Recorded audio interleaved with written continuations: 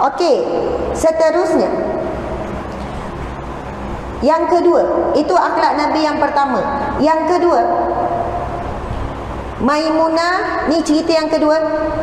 Isteri Nabi SAW tahu cita rasa apa yang Nabi suka, dan Nabi pun tahu apa yang isteri suka.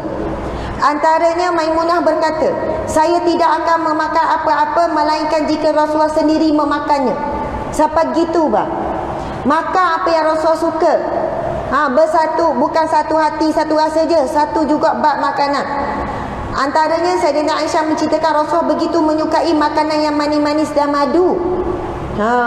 Madu ada wak manis, ada wak pahit. Kita sukalah madu wak manis tau. Masya Allah. Jadi kadang-kadang orang belum nikah, ya samalah suka. Saya suka burger, samalah saya pun suka burger. Lepas nikah beza terus. Belum nikah seia serasa sekata kan. Tapi apa salahnya kita meraihkan apa yang pasangan kita suka, walaupun kita tak berapa suka, tapi buat-buat suka. Bang, awak nak makan benda, awak ikan singgang lah, ngebudu. Kita ni kata lain dulu. Mungkin ada pesen tak suka ikan singgang, tapi sebab meraihkan tu, oh sedap ikan singgang ngebudu, sedap. Kejap lagi kita masuk ikan singgang budu. Pada dalam hati tu, ya Allah, bapalah awak ni yang minta hari ni. Tapi meraihkan apa yang disukai oleh pasangan itu mengikut, ini adalah akhlak isteri Nabi dan akhlak Rasulullah SAW. Bukan kita kata, dah habis-habis ikan singgang, ikut selera tekak dia je. Bukan nak mikir kita. Tapi kita tak faham bila kita mengorbankan apa yang kita suka kerana nak dapat tu redha Allah dan nak ikut sunnah Nabi tu, kita dapat bahagian yang jauh lebih besar. Subhanallah. Seterusnya, okey, sebab banyak ni saya nak baca ni. Nabi pulang, Nabi tidak pulang mengejut, ada macam-macam ni. Nabi hendak pulang, Aisyah hias rumah. Aisyah beli alas duduk untuk Nabi. Masya Allah. Wak ni antara benda penting, saya kena baca juga sikit mana ni. Sayyidatina Aisyah menceritakan bahawa satu hari beliau membeli sebidang alas duduk yang ada padanya gambar.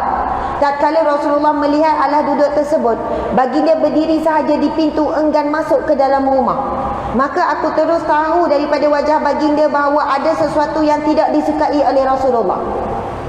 Aisyah ni dia beli alas tempat duduk, tempat rehat Nabi, tapi ada gambar. Lalu Nabi bila nak masuk dalam rumah, Nabi nampak ada gambar tu, Nabi tak masuk, Nabi berdiri depan rumah je. Masya Allah. Lalu Aisyah kata, maka aku terus tahu daripada wajah baginda itu ada sesuatu yang baginda tidak suka. Aku berkata, wahai Rasulullah, saya bertaubat kepada Allah juga kepada Rasulnya. Nampak tak akhlak Aisyah ni, tak tahu lagi salah benda ni, tapi minta maaf dulu lagi. Aku bertaubat ya Rasulullah, aku bertaubat kepada Allah dan aku bertaubat kepada Rasulnya. Minta maaf kepada Rasulnya. Suami dia lah, iaitu Nabi Muhammad. Lalu baru tanya, apa salah saya? Bakpa siapa Nabi duduk cegak, duduk cacar? Lalu Nabi pun bertanya, apa hal dengan alas duduk itu? Nabi tanya, bakpa tu, tempat duduk tu, bakpa tu. Lalu aku menjawab, saya baru membelinya khas untuk awak, supaya awak boleh duduk dan berbaring di atasnya. Aisyah molek dah niat beli untuk Nabi selesa. Lalu Nabi membalas, sungguh orang yang membuat gambar ini pada hari kiamat kelak akan diseksa. Akan dikatakan kepada mereka, hidupkanlah apa yang kamu ciptakan. Nabi menyambung lagi, sungguh rumah yang terdapat gambar di dalamnya tidak dimasuki malaikat. Hadis riwayat Bukhari, hadis yang sahih. Jadi di sana saya taklah nak membincang pasal hadis ni, sebab banyak soalan orang tanya, boleh tak gantung gambar? Gambar nikah, gambar anak konvo, gambar gitu, gambar kenangan lah nak gantung tinggi-tinggi. Di sana ada perbahasan ulama berkenaan perkara tersebut. Tapi hadis Nabi ni, orang lukis gambar makhluk yang hidup, dilukis. Sebab itu Allah sebut, Nabi SAW bersabda, dilarang orang yang mengukir gambar-gambar pada kiamat akan diseksa, dan akan dikatakan kepadanya, hidupkan apa yang kamu lukis tu. Jadi kita ni kalau pelukis, dia tak boleh lukis gambar makhluk hidup. Lukis manusia, muka manusia, lukis binatang, Wak boleh adalah perbincangan ulama adalah gambar-gambar tumbuhan alam sekitar. Gambar sungai, buah contohnya. Tapi makhluk-makhluk yang bernyawa yang bergerak ni tidak dibenarkan, satu larangan. Sebab itu bila bincang tentang gambar, gambar ni dia rakam, bukan lukis. Sebab tu di sana ada perbahasan tu, boleh tak gantung gambar. Tetapi nak keluar daripada khilaf, kalau rujuk para mufti, ada beberapa mufti di Malaysia ni, nak keluar daripada khilaf, lebih baik meninggalkan perbuatan tersebut. Tapi tak boleh kita royak bila tengok masuk dalam rumah orang tu nampak ada gantung gambar tu, kita kata haram, tak boleh. Tak boleh sebut haram sebab di sana ada perbincangan ulama yang meletaknya hanyalah makruh, ada kata harus. Tapi nak selamat betul-betul, elakkan daripada menggantungkan gambar-gambar lagi-lagi di tempat yang tinggi. Kalau simpan dalam album tak ada masalah. Kalau nak susun rendah-rendah, insya-Allah boleh. Sebab Nabi sebut sesungguhnya rumah yang terdapat gambar di dalamnya tidak dimasuki malaikat. Malaikat apa? Malaikat rahmat. Jadi daripada hadis Aisyah ini beberapa manfaat. Pertama, belikan hadiah berguna kepada pasangan. Lama dah ke kita tak beri hadiah, buat surprise, benda yang suami, benda isteri kita suka. Yang kedua, minta maaf dahulu walaupun tak tahu apa salah, minta maaf dulu. Yang ketiga, minta penjelasan dahulu dan sedia mendengar. Jadi Sayyidah Aisyah tanya, "Ya Rasulullah, apa salah aku?" Jadi kita pun orang lelaki, kalau nampak isteri senyap dan kita tengok dalam perbuatan Rasulullah, tak semestinya nak marah kena marah-marah. Faham tak? Tak semestinya kalau nak marah kena marah-marah. Sebab Rasulullah dalam cerita ni dia nak marah, tapi Rasul diam.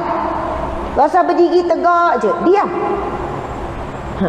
Kita orang puang kalau nak marah, kita diam ke kita cakap? Diam juga. Orang lelaki mungkin sama tapi kadang orang puan nak marah-marah, ya momel. Lepas tu dia tak ada, sorry, minum air sekejap, bismillahirrahmanirrahim, dia sambung mula blebel dia. Tarik nafas panjang pula. Macam tu. Tapi kalau orang lelaki biasanya kalau nak marah dia diam. Lalu mungkin kita geram, kita kata awak ni kalau nak marah senyap. Kita ni tak tahu. Kalau nak marah dengan dia royak lah. Jangan senyap cetung muka. Sebenarnya ketika kita nak marah dan kita diam, itu antara kaedah Nabi bila nak tunjuk marah. Tetapi ingat, bila Sayyidah Aisyah tanya, "Kenapa ya Rasulullah, apa salahku?" Nabi terus royak. Bukan bila orang rumah tanya dah apa senyap, salah benda kita ni, senyap juga.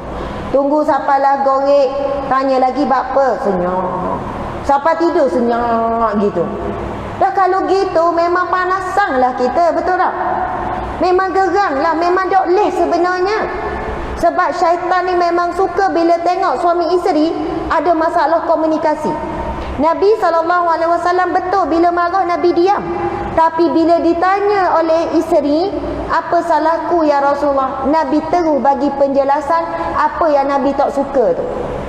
Jadi kita tak boleh, bukan kata diam tu lebih baik, tak. Diam kalau terus mengeruhkan keadaan, ia bukan perbuatan yang disukai oleh Allah, bukan mengikut sunnah Nabi SAW. Masya Allah. Cerita seterusnya, Nabi nak balik, Aisyah hiyah rumah. Subhanallah. Aisyah berkata, "Nabi baru pulang dari satu perjalanan. Ketika itu aku menggantungkan satu kain lasih yang bergambar. Lalu Nabi menyuruhku mencabutnya. Justru aku pun cabut." Dalam riwayat yang lain, Nabi Aisyah berkata, "Aku tutupkan pintuku dengan satu kain lansir yang ada gambar kuda bersayap." Ada gambar kuda bersayap. Sebenarnya Aisyah nak hias rumah.